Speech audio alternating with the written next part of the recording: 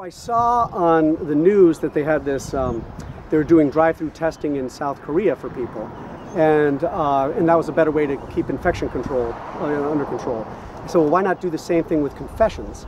And because the diocese has canceled all masses, right, to tamper down the spread of the infection, but the decision about confession was kind of up in the air. So I said, well, I'll just get in the parking lot. And that way I can avoid getting it myself, and people can avoid, any transmission. It's more open air, so there's like airflow and all that good stuff.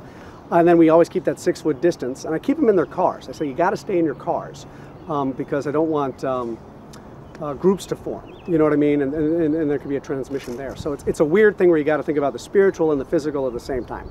Key is to keep the seal of the confession. You know what I mean? You don't want people to overhear each other, so we got to keep cars a certain distance. So traffic management has probably been the biggest logistical issue. I'm more afraid that I might spread it. You know what I mean? That's my principal fear, because they say that people my age are not as much at risk. So I'm more afraid for the elderly I might give it to, which is why I'm so concerned about keeping that 6-foot distance. You know what I mean? I want to make sure if I get it, I'll just quarantine myself. I've been to confession myself last week, so I'm good to go.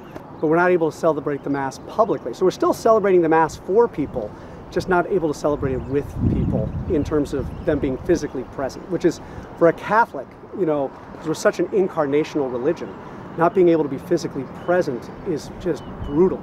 And but we're trying to find ways to limp, which are like YouTube and Skyping it in and all this other stuff.